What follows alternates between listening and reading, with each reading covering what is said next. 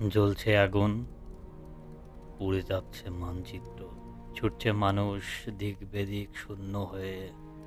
জাতিগত বিভেদ কতটা ভেঙে দিতে পারে একটি দেশকে, সেটার উজ্জ্বল দৃষ্টান্ত সুদান।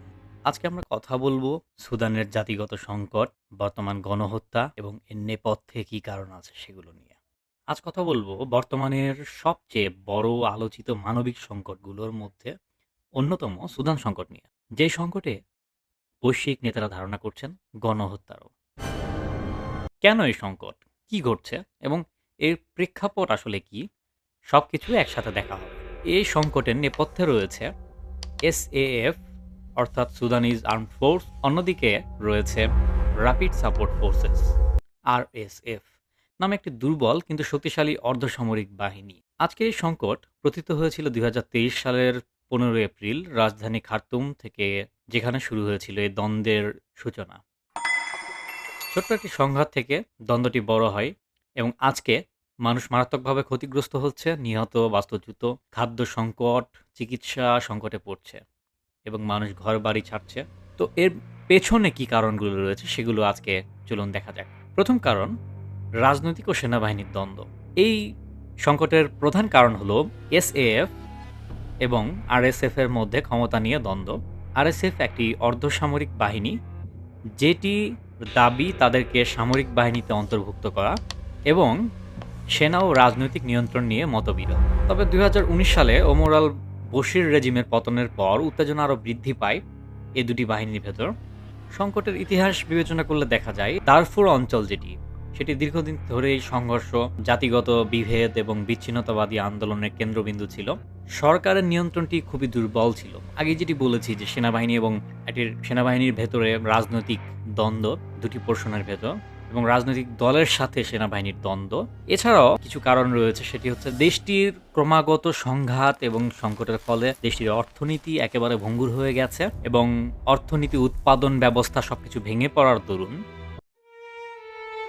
ধীরে ধীরে দেশটি আজকের এই বিপর্যয়ের অবস্থায় এসে উপনীত হয়েছে এবং বাস্তুহারা মানুষের সংখ্যা বৃদ্ধি পেয়েছে। এরপরে চতুর্থ কারণ হিসেবে বলা যায় জাতিগত যে বিভেদ। আরএসএফ এর বিরুদ্ধে অভিযোগ রয়েছে তারা নির্দিষ্ট কিছু গোষ্ঠীকে বাছাই করে তাদের বিরুদ্ধে ব্যাপক সহিংসতা ও হত্যাকাণ্ড চালিয়েছে এবং এখানে থেকে ধারণা করা হচ্ছে যে একটি ব্যাপক গণহত্যা আরএসএফ এর দ্বারা সম্পন্ন হয়েছে।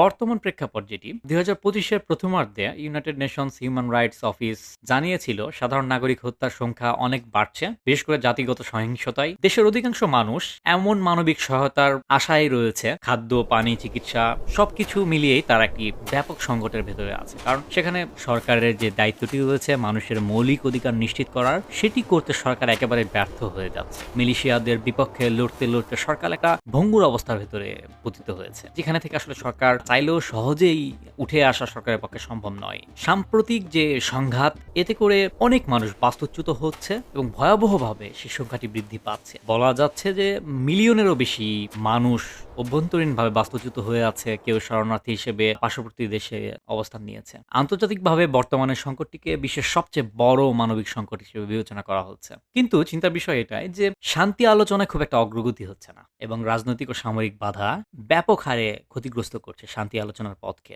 যার ফলে যা হওয়ার তাই। কিছু অঞ্চল সরকার একেবারে নিয়ন্ত্রণ হারিয়ে ফেলছে। সবশেষে আসলে আমি বলবো সুদান সংকট শুধু একটি দেশীয় ঘটনা নয়, এটি সম্পূর্ণ মানবতা নিয়ে সংশ্লিষ্ট। আপনি হয়তো সুদানের না হতে পারেন, আমি সুদানের না হতে পারি, কিন্তু যেহেতু তাদের শরীর আমাদের শরীরে একই রক্ত প্রবাহিত লাল, তাদের আঘাত তাদের উপরে এমন নরকীয় তাণ্ডব চলা মানে আমাদের উপরেও চলা। এই সভ্যতার সোপানে এসে যদি এমন নরকীয় তাণ্ডবীয় হত্যাকাণ্ড তাদের উপরে চলে এবং স্যাটেলাইটের মাধ্যমে দেখতে হয়, কতটা নির্মম অবস্থা আপনারা হয়তো বুঝতে পারছেন। সেটি আসলেই চিন্তা। আপনারা আপনাদের অবস্থান থেকে অবশ্যই সুদানের জন্য আওয়াজ তুলবেন, সুদানের সাধারণ মানুষের জন্য আওয়াজ তুলবেন, যেন যে নিপীড়িত হচ্ছে তারা, এই নিপীড়নের স্টিম রোলারটা ক্রমে সরে আসে। বিশ্বের যে প্রান্তেই আমরা থাকি না কেন, আমাদের এটা অবশ্যই মানুষ হিসেবে তাদের প্রতি কর্তব্য।